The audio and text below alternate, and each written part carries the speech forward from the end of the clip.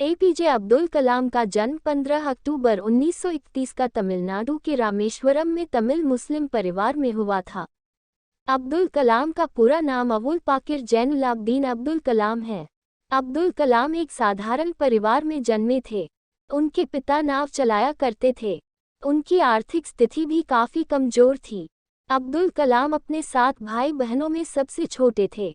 उनके घर में कोई भी पढ़ा लिखा नहीं था। वो समय ऐसा था जब रामेश्वरम में बिजली नहीं थी। उस वक्त भी अब्दुल कलाम रात के 11 बजे तक मिट्टी के तेल से बना लैंप जलाकर अपनी पढ़ाई किया करते हैं।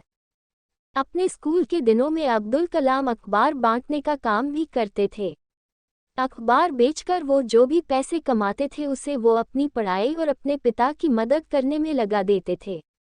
अब्दुल कलाम पढ़ाई में बहुत तेज थे और उनके अंदर कुछ नया सीखने की बहुत चाहत थी। अब्दुल कलाम जब 5वीं कक्षा में पढ़ते थे तब उनके science teacher Shiva Subramanian Nair class में बच्चों को बता रहे थे कि किस तरह पक्षी हवा में उड़ान भरते हैं, लेकिन बच्चे वो बात समझ नहीं पा रहे थे, इसलिए उनके टीचर छुट्टी होने के बाद सभी बच्चों को समुद्र के किनारे उड़ते हुए पक्षियों को दिखाने ले गए और बच्चों को पक्षियों के उड़ने का साइंस समझाया। और यही पक्षियों के उड़ने की यही बात अब्दुल कलाम के मन में घर कर गई और उसी दिन उन्होंने निश्चय किया कि वो भी अपना करियर उड़ान के क्षेत्र में ही बनाएंगे। अब्दुल कलाम ने अपनी स्कूल की पढ़ाई रामनाथपुरम श्वार्ट्ज मैट्रिकुलेशन स्कूल से पूरी करी और बाद में उन्होंने फिजिक्स में ग्रेजुएशन की डिग्री सेंट जोसेफ्स कॉलेज से ली। इसके बाद अब्दुल कलाम ने स्कॉलरशिप के जरिए मद्रास इंस्टीट्यूट ऑफ टेक्नोलॉजी से एरोनॉटिक इंजीनियरिंग का कोर्स पूरा किया। 1958 में अब्दुल कलाम डीआरडीओ में शामिल हो गए और उस दौरान उन्होंने सेना के लिए एक हेलीकॉप्टर का डिज़ाइन तैयार किया। डीआरडीओ में रोज के एक जैसे रूटीन वर्क से अब्दुल कलाम ऊब गए थे।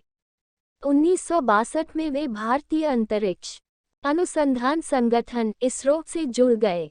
शुरू में उनके निर्देशन में उपग्रह प्रक्षेपण यान SLV-3 कार्यक्रम की शुरुआत हुई और यह शुरुआत तब रंग लाई जब जुलाई 1980 में इसरो ने रोहिणी उपग्रह को पृथ्वी की कक्षा में स्थापित करने का कारनामा कर दिखाया।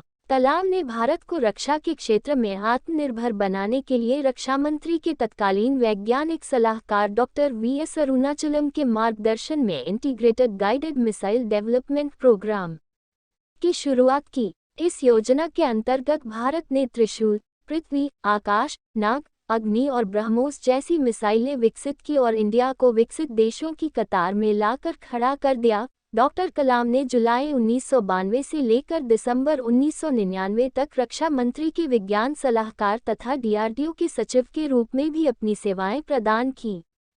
उन्होंने भारत को सुपर पावर बनाने के लिए 11 मई 1998 को सफल परमाणु परीक्षण किया।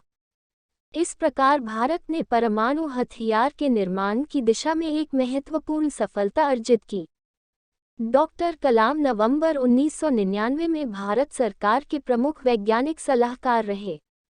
इसी दौरान अटल बिहारी वाजपेयी की सरकार ने 1998 में पोखरण में दूसरी बार परमाणु परीक्षण किया। 2001 में यह पद छोड़ने के बाद उन्होंने प्रोफेसर के रूप में अन्ना विश्वविद्यालय में कदम रखा और 1 लाख विद्यार्थियों के साथ मिलकर उन्हें देश सेवा के लिए प्रेरित करने का निश्चय किया। डॉक्टर कलाम 25 जुलाई 2002 को भारत के 11वें राष्ट्रपति के रूप में निर्वाचित हुए। वे 25 जुलाई 2007 तक इस पद पर बने रहे। इसके अलावा उन्होंने अनेक पुस्तकें लिखी हैं जो बेहद चर्चित रही है। डॉक्टर कलाम की योग्यता को दृष्टिगत रखते हुए सम्मान स्वरूप उन्हें 2 दर्जन से अधिक विश्वविद्यालयों ने अलग अलग डॉक्टर ऑफ साइंस और PhD की उपाधियां प्रदान की।